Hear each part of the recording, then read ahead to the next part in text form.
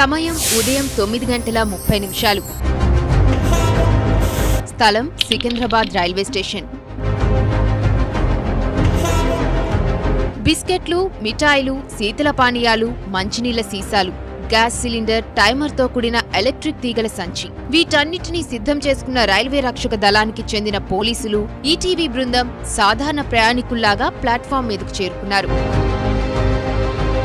Gas సిలిండర్ను ప్రయాణికుల పక్కనే ఉంచినా ఎవ్వరూ పట్టించుకున్న పాపాన పోలేదు. కాసేపటికి రైల్వే పోలీసులు, ఈటీవీ బృందం అక్కడికి వెళ్లి కరపత్రాలు పంచి భద్రతకు సంబంధించి అవగాహన కల్పించారు.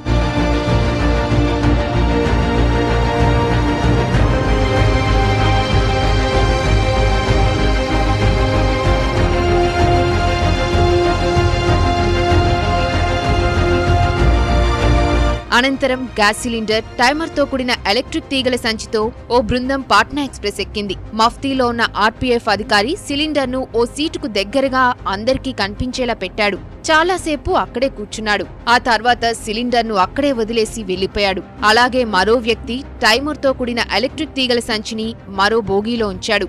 రైలు వరంగల్ జిల్లా కాజీపేట చేరుకుంది. అప్పటి వరకు ప్రయాణికుల్లో ఏ ఒక్కరూ వాటిని పట్టించుకోనే లేదు.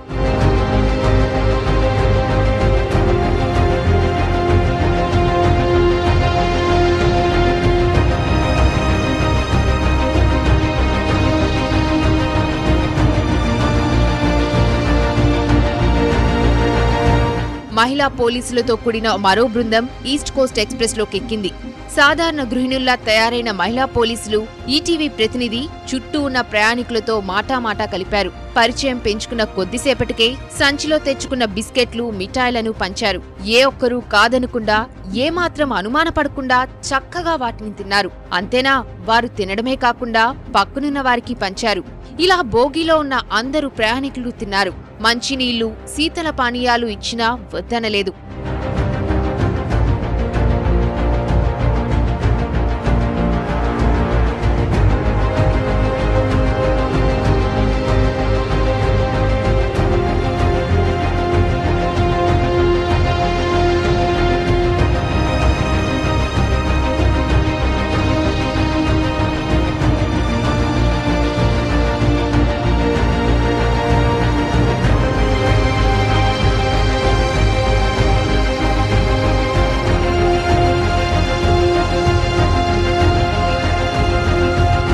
ఇప్పుడు అర్థమైంది కదా, రైళ్లల్లో ఇలాంటి దోపిడీలు, ప్రమాదాలు పదే పదే ఎందుకు జరుగుతున్నాయో.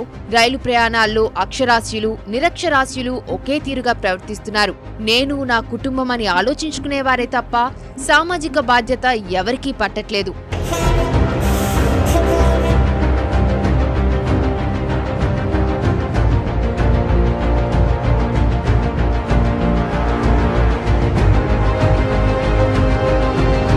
మరో ఆర్పీఎఫ్ అధికారి ఆ బోగీకి చేరుకుని ప్రయాణికులకు భద్రతకు సంబంధించి తీసుకోవాల్సిన జాగ్రత్తలపై అవగాహన కల్పించారు. ప్రమాదాలకు ఎలా ఆస్కారముందో వివరించారు. అపరిచిత వ్యక్తులిచ్చిన వాటిని తింటే కలిగే నష్టాల గురించి అప్రమత్తం చేశారు. ఆర్పీఎఫ్ తరఫు నుంచి, ఆర్పీఎఫ్ సికింద్రాబాద్ తరఫు నుంచి ఒక టీం వచ్చేసి మేము కూడా ఇట్లా మీలాగా ప్యాసింజర్స్ లాగా ట్రావెల్ చేసి మీరు తీసుకుంటారా లేదా అని చూసాం. కానీ మీరు ఈజీగా తీసుకున్నారు. ఆల్ ప్యాసింజర్స్ అంత బోగిలో ఉన్న వాళ్ళు ఈజీగా తీసుకున్నారు. అట్లా తీసుకోవద్దు, అట్లా మేము మీ గురించి, మీ సొమ్ములు చేయాలా, దాని గురించి వచ్చి మేము మీకు ఒక ఇది చేస్తున్నాం. ఓకేనా? సో నెక్స్ట్ టైం నుంచి ఏదైనా స్ట్రేంజర్ ప్యాసింజర్స్ ఏమైనా వస్తే యాక్సెప్ట్ చేయొద్దు. ఈ ఘటనతో ప్రయాణికులు నివ్వెరపోయారు. ఇప్పటి వరకు తమతో ఉన్నది పోలీసులు, ఈటీవీ బృందమని తెలుసుకుని ఆశ్చర్యానికి గురయ్యారు. గతంలోనూ చాలాసార్లు ఇలాంటి ఘటనల గురించి విన్నా స్వానుభవంలోకి వస్తే గాని పరిస్థితి తీవ్రత అర్థం కాలేదని చెప్పారు.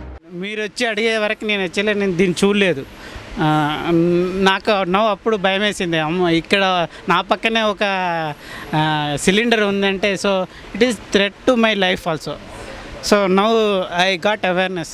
నేను కూడా నా పక్క ఉన్న ప్యాసింజర్స్కి నెక్స్ట్ టైం అన్నమాట సార్, నేను అందరికీ I will try to tell every one. I will pass inform. Thank you ETV and thank you RPF. ఇలా ట్రైన్లో తినటమే కాదు, ఇలా కాళ్ళు పెట్టి ఒకసారి నేను ఇలానే పండుకున్నాను. నా పట్టీలు లాగేసుకున్నారు. అది తెలిసి కూడా నేను అసలు ఇలా ఆలోచించాలి, ఇట్లా ఫ్రెండ్లీగా మాట్లాడుతున్నారు కదా, ఆలోచన లేకుండా అలాగే తినేసాం మేము.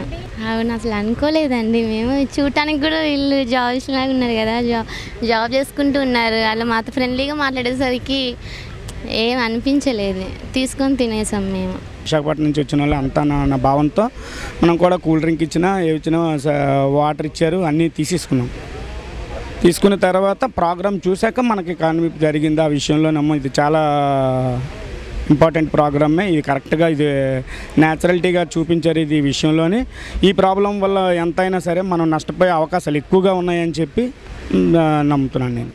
ప్రయాణికులు అప్రమత్తంగా లేకపోవడం, సెల్ ఫోన్లు, టాబ్లెట్లు, ల్యాప్టాప్లలో మునిగిపోవటం, పక్కన ఏం జరుగుతుందో పట్టించుకోకపోవడం వెరసి ప్రయాణికుల పాలిట శాపంగా మారుతోంది. ప్రభుత్వం, పోలీసులు ఇలాంటి వాటిపై ఎంతగా ప్రచారం నిర్వహించినా ప్రయాణికులు అప్రమత్తంగా లేనంతకాలం దోపిడీ ముఠాల ఆగడాలు కొనసాగుతూనే ఉంటాయి.